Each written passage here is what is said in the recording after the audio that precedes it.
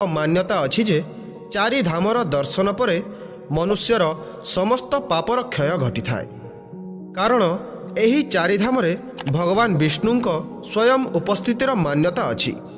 କିନ୍ତୁ କ'ଣ ଆପଣମାନେ ଜାଣିଛନ୍ତି କେମିତି ସ୍ଥାପନ ହୋଇଥିଲା ଏହି ଚାରିଧାମ?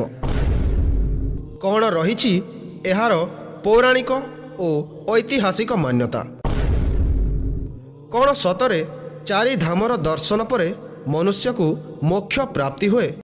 ଭାରତର ପୂର୍ବ ଦିଗରେ ଅବସ୍ଥିତ ଜଗନ୍ନାଥ ଧାମ ପୁରୀ, ପଶ୍ଚିମରେ ଦ୍ୱାରିକା, ଉତ୍ତର ଦିଗରେ ବଦ୍ରିନାଥ ଓ ଦକ୍ଷିଣରେ ରାମେଶ୍ୱରମ ଧାମ ଅବସ୍ଥିତ।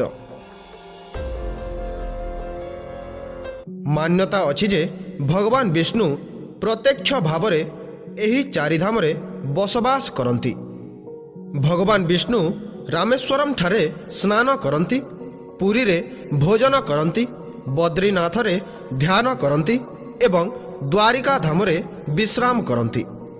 ସେଇଥିପାଇଁ ଏହି ଚାରୋଟି ପବିତ୍ର ସ୍ଥଳକୁ ଚାରିଧାମ କୁହାଯାଏ। ଏହି ଚାରିଧାମକୁ ଅଷ୍ଟମ ଶତାବ୍ଦୀରେ ଶଙ୍କରାଚାର୍ଯ୍ୟ ସ୍ଥାପନ କରିଥିଲେ। ଆସନ୍ତୁ ଜାଣିବା ଚାରୋଟି ଧାମର ବିଶେଷତ୍ୱ ଓ ଗୁପ୍ତ ରହସ୍ୟ।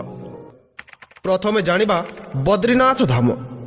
ମନ୍ଦିରଟି ଅଲକାନନ୍ଦା ନଦୀର ବାମ ପାର୍ଶ୍ୱରେ ଥିବା ନର ଓ ନାରାୟଣ ନାମକ ଦୁଇଟି ପର୍ବତ ଶ୍ରେଣୀ ମଧ୍ୟରେ ଅବସ୍ଥିତ।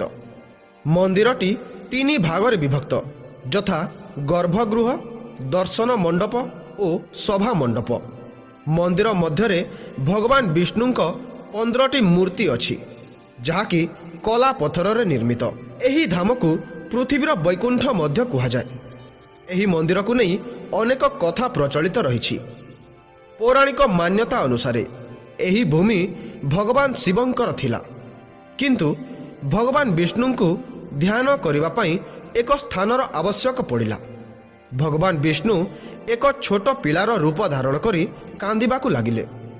ବିଷ୍ଣୁଙ୍କ କାନ୍ଦିବା ଦେଖି ଶିବ ଓ ପାର୍ବତୀ ତାଙ୍କ ପାଖକୁ ଆସିଲେ ଏବଂ କାନ୍ଦିବାର କାରଣ ପଚାରିବାରୁ ଭଗବାନ ବିଷ୍ଣୁ ଶିବଙ୍କ ଠାରୁ ବଦ୍ରିଭୂମି ମାଗି ନେଇଥିଲେ। ଆଉ ଏକ ମାନ୍ୟତା ଅନୁସାରେ ଥରେ ମାତା ଲକ୍ଷ୍ମୀ ବିଷ୍ଣୁଙ୍କ ଠାରୁ ରୁଷି ଗଲେ ଏବଂ ମାତା ଲକ୍ଷ୍ମୀଙ୍କୁ ମନେଇବା ପାଇଁ ଭଗବାନ ବିଷ୍ଣୁ ଧ୍ୟାନ କରିବାକୁ ଲାଗିଲେ। କିନ୍ତୁ ଭଗବାନ ବିଷ୍ଣୁ ଧ୍ୟାନରେ ଏତେ ମଗ୍ନ ଥିଲେ ଯେ ବାହାର ବାତାବରଣ ଉପରେ ସେ ଅଜ୍ଞାତ ଥିଲେ।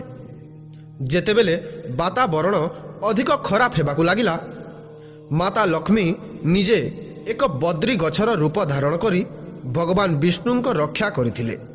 ସେଇଥିପାଇଁ ଏହି ସ୍ଥାନଟିର ନାମ ବଦ୍ରିନାଥ ହୋଇଥିଲା। ମାନ୍ୟତା ଅଛି ଯେ ଯିଏ ବି ଏହି ଧାମର ଦର୍ଶନ କରିବ ତାକୁ ଜନ୍ମ ମୃତ୍ୟୁ ଚକ୍ରରୁ ମୁକ୍ତି ମିଳିଥାଏ।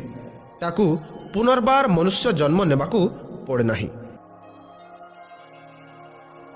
ଏବେ ଜାଣିବା ଦ୍ୱାରିକା ଧାମ। ଏହି ମନ୍ଦିରଟି ଭାରତର ପଶ୍ଚିମ ଭାଗରେ ଥିବା ଗୁଜରାଟ ରାଜ୍ୟର ଆରବ ସାଗର ତଟରେ ଅବସ୍ଥିତ। ଏହି ସ୍ଥାନଟି ଭଗବାନ ଶ୍ରୀକୃଷ୍ଣଙ୍କ ନିବାସ ସ୍ଥାନ ଥିଲା। ଭଗବାନ ବିଷ୍ଣୁ ମଧ୍ୟ ଏଠାରେ ଶଙ୍ଖାସୁର ନାମକ ଏକ ଦୈତ୍ୟର ନାଶ କରିଥିଲେ। ଦ୍ୱାରିକାର ସ୍ଥାପନା ପଛରେ ମଧ୍ୟ ଏକ କାହାଣୀ ଅଛି। ଯେତେବେଳେ ଭଗବାନ ଶ୍ରୀକୃଷ୍ଣ କଂସର ବଧ କଲେ, ତାପରେ କଂସର ଶ୍ୱଶୁର ଜରାସନ୍ଧ ଶ୍ରୀକୃଷ୍ଣ ଓ ଯାଦବ ବଂଶର କୁଳନାଶ କରିବା ପାଇଁ ପ୍ରତିଜ୍ଞା କଲେ। ସେ ପ୍ରତିଶୋଧ ନେବା ପାଇଁ ମଥୁରା ଓ ଯାଦବଙ୍କ ଉପରେ ବାରମ୍ବାର ଆକ୍ରମଣ କରୁଥିଲେ।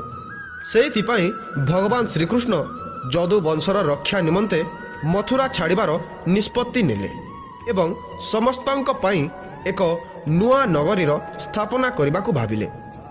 କହନ୍ତି ଶ୍ରୀକୃଷ୍ଣଙ୍କ ନିର୍ଦ୍ଦେଶନାରେ ବିଶ୍ୱକର୍ମା ଗୋଟିଏ ରାତିରେ ଦ୍ୱାରିକା ନଗରୀର ସ୍ଥାପନା କରିଥିଲେ। ଶ୍ରୀକୃଷ୍ଣ ଦ୍ୱାରିକାରେ 36 ବର୍ଷ ଯାଏଁ ଶାସନ କଲେ ଏବଂ ଶ୍ରୀକୃଷ୍ଣଙ୍କ ବୈକୁଣ୍ଠ ପ୍ରସ୍ଥାନ ପରେ ସମଗ୍ର ଦ୍ୱାରିକା ନଗରୀ ଜଳମଗ୍ନ ହୋଇଗଲା।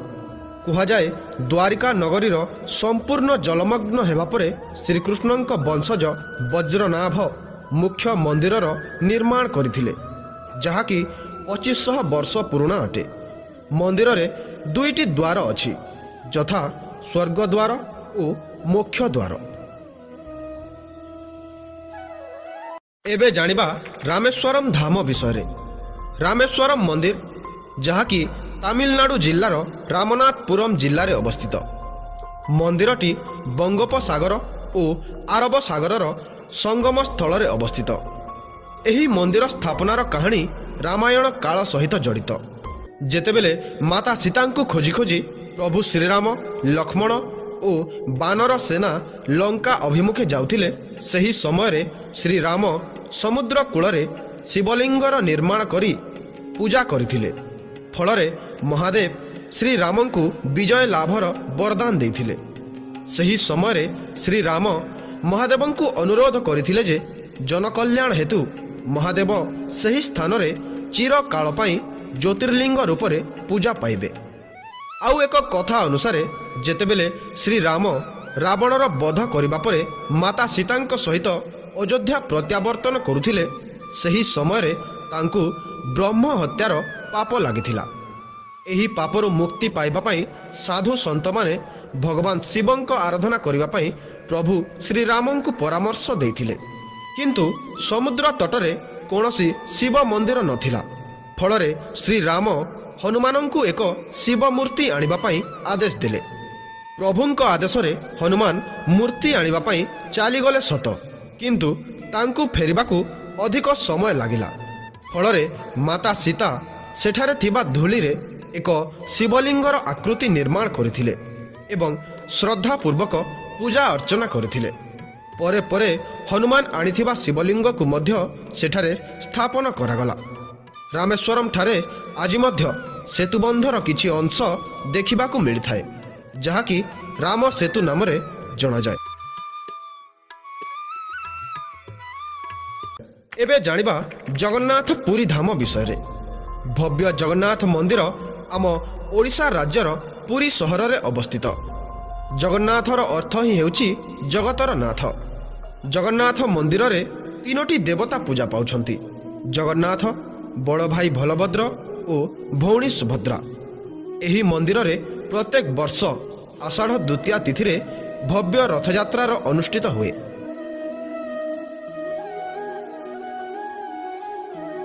କଳି ଯୁଗରେ ଭଗବାନ ଶ୍ରୀକୃଷ୍ଣ ରାଜା ଇନ୍ଦ୍ରଦ୍ୟୁମ୍ନଙ୍କ ସ୍ୱପ୍ନରେ ଆସିଲେ ଏବଂ କହିଲେ, ସମୁଦ୍ର ତଟରେ ଭାସୁଥିବା କାଠ ଗଣ୍ଡିକୁ ଆଣି ମହାପ୍ରଭୁଙ୍କ ବିଗ୍ରହ ନିର୍ମାଣ କରିବ ଏବଂ ପୂଜା ଅର୍ଚ୍ଚନା କରିବ।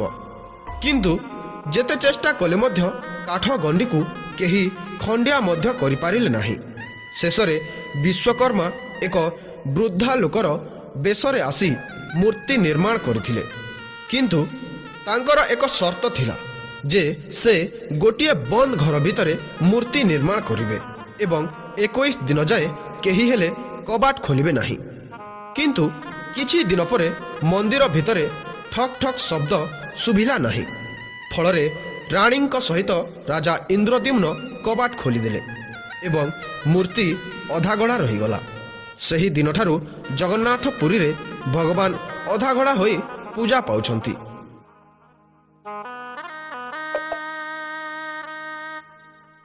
ଏହି ମନ୍ଦିର ଭଗବାନ ବିଷ୍ଣୁଙ୍କ ଅଷ୍ଟମ ଅବତାର ଶ୍ରୀକୃଷ୍ଣଙ୍କୁ ସମର୍ପିତ। ଏହି ମନ୍ଦିରରେ ଅନେକ ରହସ୍ୟ ରହିଛି।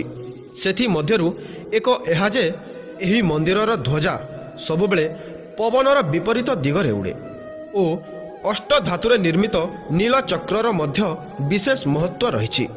ଯେକୌଣସି କୋଣରୁ ଦେଖିଲେ ମଧ୍ୟ ମନ୍ଦିର ଉପରେ ଲାଗିଥିବା ନୀଳଚକ୍ରର ମୁଖପାର୍ଶ୍ୱ ହିଁ ଦେଖାଯାଏ। ତ ବନ୍ଧୁଗଣ, ଏହା ଥିଲା 4 ଧାମର ବିଶେଷତ୍ୱ ଓ କିଛି ଗୁପ୍ତ ରହସ୍ୟ।